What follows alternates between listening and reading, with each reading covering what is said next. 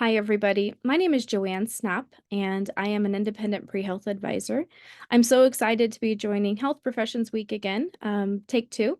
Following up on my first video about how to choose a health profession, today I'm going to talk about now that you know what you want to do, what are some steps that you want to take to get started on that. So I have three steps, initial steps that I want you all to take now that you understand which career you are going to move towards. So first, you're going to need to understand what your career requires, and that I would send you directly to the school's websites. So create an Excel sheet, and I want you to go pick 5 schools that you would be interested in going to. This doesn't have to be your final list. It's just going to we're going to use these 5 schools to do some data mining and find out what generally do these types of these schools in this health profession require. So you're going to go to the school's admissions website, and you're going to look at the prereqs and the letters of rec. And I want you to track that information for 5 schools. That'll give you an idea of what you should be doing.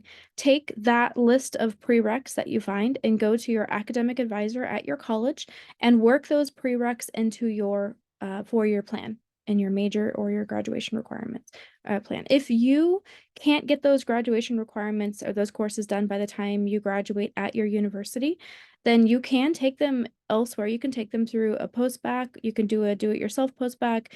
You can take them during the summer. It doesn't matter how you get them done, but you will need to get those done before you matriculate into the health profession. Some health professions actually require that you have your prereqs done by the time you apply. So you'd want to know that as well. It's usually nursing or PA. Once you have your list of requirements, your classes and your letter requirements, then you want to go to look up experiences that are available to you. And this is often determined geographically. Some regions have more different opportunities than others. And so depending on where you are in the country, you want to look around and ask yourself, how can I show the school that A, I know what I'm getting myself into with this profession, and B, that I have the competencies and attributes to excel in this profession. So a couple of professions like dentistry and vet, they really value diversity in your exposure to the field. And so if you were pre-dental or pre-vet, you would want to shadow or find work or volunteer opportunities in different healthcare settings, meaning you might want to do a general dentist, a pediatric dentist, and an orthodontist, just to show that you have really explored the career. Same thing with vet. You want to do small animal, large animal, exotics. And that's what they value. In medicine, it's not so much that you have to explore different areas within medicine.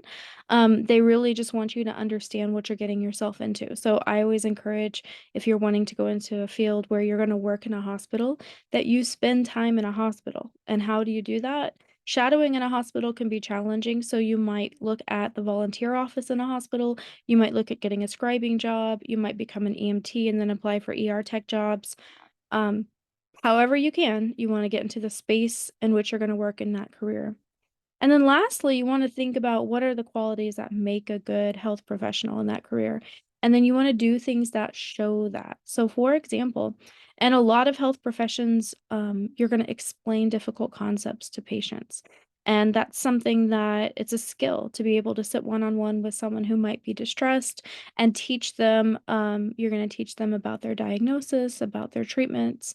They might have a lot of questions. And so, thinking about what types of experiences would let you do that, the first one that pops to my mind is tutoring. So if you have the opportunity to tutor someone during college, that's a transferable skill that will work for almost any health profession. Same thing with like being an RA on campus or being an orientation leader or a club leader. There are lots of transferable skills there outside of clinical experiences, of course.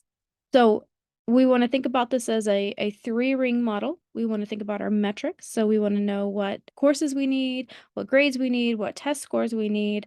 And keep in mind that averages are not requirements. So if you see an average on a school website, that doesn't mean that's what you have to have. And then our middle ring would be our experiences. So how do you show them who you are as a person through the things that you've done? And then lastly, we want to know what are the qualities or competencies that would make a good health professional in that field, and then find ways to either build on that if you feel like you might lack in that area, or find ways to demonstrate that through your experiences, your letters of rec, and the rest of your application. So that's just a quick start. Of course, there's like a million and a half things I could tell you about all of that. But for now, that's where you want to start if you are just now deciding to pursue a specific field. All right, good luck, everybody.